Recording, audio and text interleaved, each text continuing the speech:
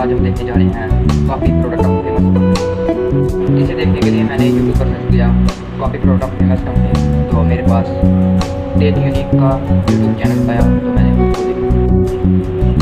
तो सबसे पहले ये दिखाई जो हम आज देखने जा रहे हैं, तो चलें शुरू करते हैं।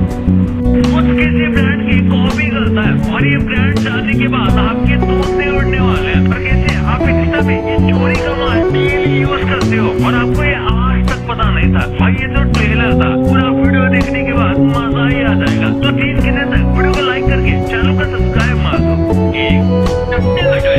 होम, यार आप में से कई लोग गूगल होम का इस्तेमाल शायद करते होंगे। ये काफी ज्यादा कमाल का टूल है, जिससे आप अपने घर को काफी ज्यादा ऑटोमेटिक बना सकते हो। और अगर आपके घर के स्विच बोर्ड में सेंसर लगे हैं, तो घर की लाइट ऑन ऑफ जैसी कई सारी चीजें आसानी से कर सकते हो, कुछ भी ऑर्डर कर सकते हो। ये बिल्कुल चार्वेज की तरह काम करता है, लेकिन एक्चुअली में ये कॉपी है अमेज़न हैको का। ऐसा ज्यादातर लोगों को लगता है। अमेज़न पहले मार्केट में आया था और मार्केट में आकर वो पहले काफी ज्यादा पॉपुलर हो गया, जिसके कुछ वक्त बाद गूगल होम को रिलीज किया गया। पर अगर आपको लगता है कि ये झूठ है, तो ऐसा नहीं है। गूगल ने पहले भी ऐसा किया है जब वो एंड्रॉइड बना रहा था। तो ओरेकल नाम की एक कंपनी का कहना है कि गूगल उनका काफी ज्यादा कॉपी किया है। एडिडास, ये फेमस शू कंपनी, बिल्कुल सारा की तरह ही सारे शूज कॉपी करती है। वैसे तो एडिडास के खुद भी शूज काफी कॉपी होता है, पर फिर पीक में काफी ज्यादा बिकते हैं। या फिर फर्स्ट कॉपी में, इसका मतलब ये नहीं कि उनको कोई भी राइट मिले तो वो दूसरे शूज को कॉपी कर ले। लेकिन ये कई बार छोटे मोटे स्नीकर्स ब्रांड्स और कुछ बाहर के ब्रांड्स के अनपॉपुलर स्नीकर्स को कॉपी कर लेते हैं और थोड़ा बहुत रीमॉडल करके बेच देते हैं, जिससे काफी बेनिफिट होता है। सैमसंग एक ऐसा कॉपी केस है जो कि बहुत ज्यादा पॉपुलर हुआ था। सैमसंग और एप्पल के ओनर काफी ज्यादा अच्छे टर्म में थे और उनके कंपनी से काफी मिलकर काम करते थे। लेकिन फिर एंड्रॉइड के आने के बाद एप्पल के ओनर ने कंप्लेंट किया कि सैमसंग में एप्पल का काफी ज्यादा कॉपी किया है और पेटेंट एप्लीकेशन को तोड़ा है। और ये बात नहीं है, बल्कि सैमसंग और एप्पल एक दूसरे के ऊपर केस करते हुए कई बार कोर्ट तक गए हैं और दोनों टाइम कोर्ट ने कभी एप्पल को सपोर्ट किया तो कभी सैमसंग को। ये ऐसा सिलसिला है जो कि चलता ही रहता है। और इसलिए कई लोग कहते हैं कि सैमसंग ने एप्पल को कॉपी किया और कई लोग कहते हैं कि सैमसंग के अपकमिंग फीचर्स एप्पल कॉपी करता है। KFC एम्प्लॉय, KFC का जो फेमस फ्राइड चिकन है ना, वो उनके फॉर्मर एम्प्लॉय से चोरी की गई रेसिपी है, ऐसा कई लोगों का मानना है। और फिर कुछ लोग ऐसा क्लेम करते हैं कि पहले इसका टेस्ट अलग था, लेकिन फिर एक एम्प्लॉय ने एक्सपेरिमेंट करते हुए एक रेसिपी बनाई जो कि टेस्ट में काफी ज्यादा अच्छी थी, पर KFC ने उसे चोरी कर लिया। हालांकि स्टोरी का कोई ठोस प्रूफ नहीं है, लेकिन आजकल लोग क्लेम करते हैं कि KFC पहले इतना टेस्टी नहीं हुआ करता था और ये कॉपी किया गया। पॉलिश स्टेशन, इसका नाम देखकर आपको क्या लग रहा है? आप जो सोच रहे हो वही, ये उसी चीज का कॉपी है, प्ले स्टेशन। यूजुअली ऐसी कॉपी ज्यादा चल नहीं पाती, लेकिन सरप्राइजिंगली पॉलिश स्टेशन काफी पॉपुलर रहा। इन्होंने प्ले स्टेशन के डिजाइन को A to Z कॉपी किया है, यहाँ तक कि कलर थीम। लेकिन इनका प्रोडक्ट ऑब्वियसली सस्ता था और इसी के साथ ये फंक्शन में उतना ज्यादा अच्छा नहीं था। इसके गेम्स एक ओरिजिनल प्ले स्टोर जितने गेम्स जितने अच्छे नहीं थे और ये सारे के सारे गेम्स को रन भी नहीं कर सकता था। लेकिन अगर फिर भी किसी को बस एक प्ले स्टेशन जैसा डिवाइस चाहिए, वो यही खरीदता है।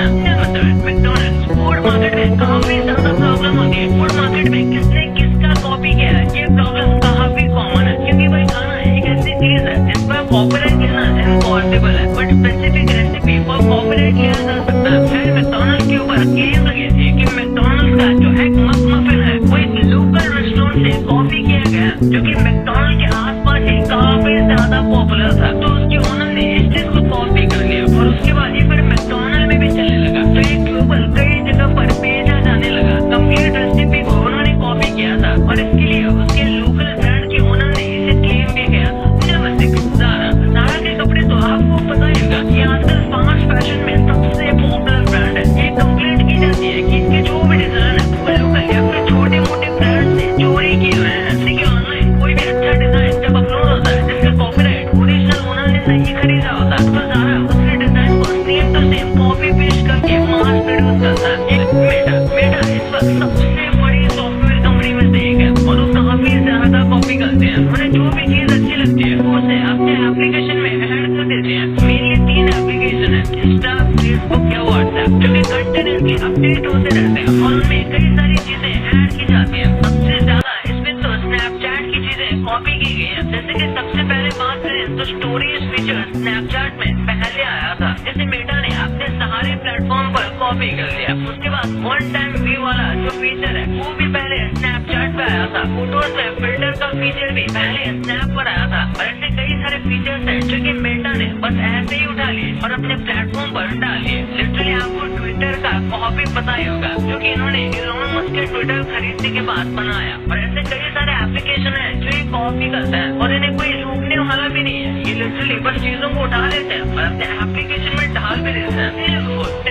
टेस्ला सबसे पॉपुलर ईवी स्टार मेकर है, ये बात हमें पता ही होगी। और इसलिए कई बार क्लेम करती है कि कुछ कंपनीज ने इनके डिजाइन को कॉपी किया, जिसमें सबसे पहला नाम आता है रिवियान का। एक इलेक्ट्रॉनिक व्हीकल बनाने वाली कंपनी है और उनका ये वाला ट्रक देखो। इलॉन मस्क का कहना है कि इस ट्रक को उनके साइबर ट्रक के डिजाइन से कॉपी किया गया, लेकिन इस गेम को ज्यादा हवा नहीं मिली। पर ये तो फिर भी बस थोड़ी सिमिलैरिटी है। और एक ऐसी चाइनीज कंपनी है जिसने तो लिटरली इलॉन मस्क की कार कॉपी पेस्ट की हुई है। एक्सपिंग ब्रांड की ईवी को देखो तो आपको 1 मिनट के लिए लगेगा कि ये टेस्ला के हर एक एंगल से कॉपी दिखती है। डिजाइन, एरोडायनामिक्स और बैटरी सेटअप सब कुछ टेस्ला जैसा ही है।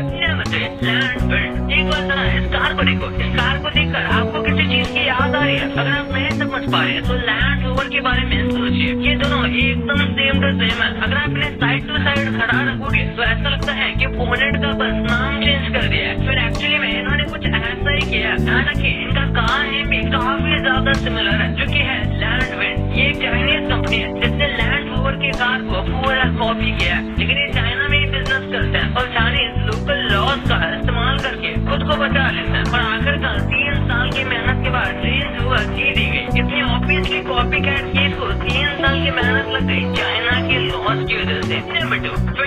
फिटनेस इंडस्ट्री में ये कंपनी काफी ज्यादा पॉपुलर है और उन्हें रिसेंटली लॉ सूट भी फेस करना पड़ा था, क्योंकि जॉब वन नाम की एक और कंपनी का क्लेम था कि इन्होंने उनके फीचर्स कॉपी किए। इतनी बड़ी कंपनी होने के बाद भी इन्होंने इस चीज को कोई भी क्रेडिट या फिर कोई भी रिस्पॉन्सिबिलिटी नहीं ली और इसलिए उनके ऊपर लॉस फाइल की केस की गई थी। लेकिन इसका रिजल्ट कुछ खास नहीं आया और फिर से इसे सेटल कर दिया गया था। लेकिन ये बताता है कि कैसे बड़ी कंपनी कई बार छोटी कंपनी से कई सारी चीजें कॉपी करती हैं और छोटी कंपनी कई बार कुछ नहीं कर पाती।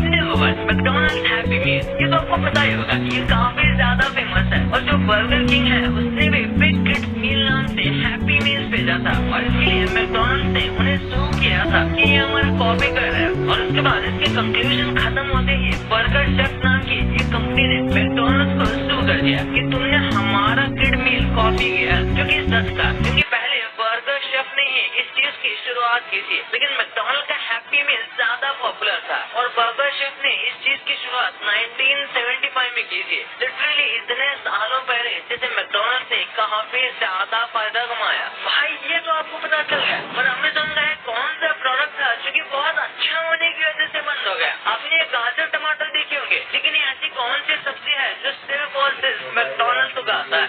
वीडियो बहुत